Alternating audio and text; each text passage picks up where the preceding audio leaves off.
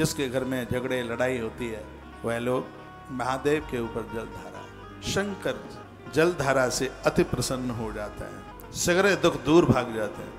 शत्रुओं को ताप देने के लिए शिव के ऊपर प्रयत्न पूर्वक यदि किसी को लगता है कि मेरा दुश्मन मुझे ज्यादा परेशान कर रहा है और मेरी मरने की नौबत आ सकती है, तो इस ग्रंथ में लिखा हुआ है सरसों के तेल से भगवान महादेव को अभिषेक कर दिया। जैसे दुश्मन के अंदर जो वैमनस्यता है हमारे लिए, उसकी दुर्बुद्धि सद्बुद्धि में बदल जाती है। सरसों का तेल दो काम में आता है। सोमवार के दिन सरसों का तेल महादेव पर चढ़ा दो तो दुश्मन की अकल ठीक हो जाएगी, और शनिवार के दिन महादेव की पिंडी पर चढ़ा दो तो रोगों की निवृत्ति हो जाएगी। यह वर्णन है, मैं बोले देता हूँ। सारस पनैव तैले न शत्रुनाशो भवे द्रुवम। सारस यानी सरसों, सरसों के तेल से शत्रु के अंदर जो कुबुद्धि है, को विचार है, वो समाप्त हो जाता है। और क्या लिखा है कि मधुना यक्षराजो वै गच्छे च शिव पूजनम।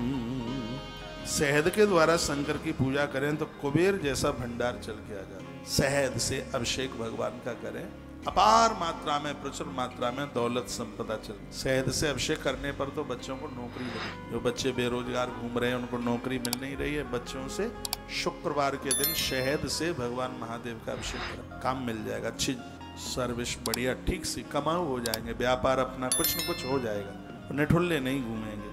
कुबेर की तरह संपदा बढ़ती है। मधुना यक्षराजो वै गच्छेच्छ शिव पूजनात्। मधु शहद को कहते हैं। शहद के द्वारा भगवान का अभिषेक करने पर ये सगरी चीजें आपके काम आएंगी।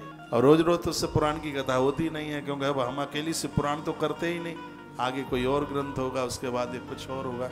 और देखिए कथा अभी मैंने मैनपुरी में भी शिव पुराण सुनाई है, लेकिन जो बात मैं मैनपुरी में नहीं सुना पाया वो बातें रेवाड़ी में सुना रहा हूँ। ये बातें जो बोल रहा हूँ पिछली कथाओं में सुनाई ही नहीं। मन मस्त है, जो जहाँ पर ध्यान टिक जाए अध्याय में वो बोल करके आनंद ले लेते हैं। तो क्या सुंदर सा वर्णन किया गया। मधुना यक्षराजो वै गच्छेच्छ शिव पूजना। मधु से, शहद से कोई शिव का अभिषेक करता है तो वह कुबेर की तरह वैभव युक्त हो जाता है। तत्पश्चात कहा शंकर जी के ऊपर गन्ने के रस से यदि अभिषेक किया जाए तो सर्व प्रकार के आनंद हो जाता है। घर में वैभव बढ़ता है, किसी भी चीज की कोई कमी नहीं रहती। सब कुछ ले लिया, गन्ने के रस से पैसा ही नहीं बढ़ता, सगरी चीजें बढ़ती हैं। आदर, मान, सम्मान, संतान, परिवार, खानदान, विचार। गन्ने के रस का इतना बड़ा प्रभाव है। श्लोक नंबर 80। ये जितने भी शंकर के जो भगत हैं, जिन चीजों से ये पूजा कराते हैं, अभिषेक कराते हैं, इन सब के प्रमाण हैं। ये बिना प्रमाण के कुछ भी नहीं है। लिखा है कि धारा च इक्षु, इक्षु माने होता है गन्ना।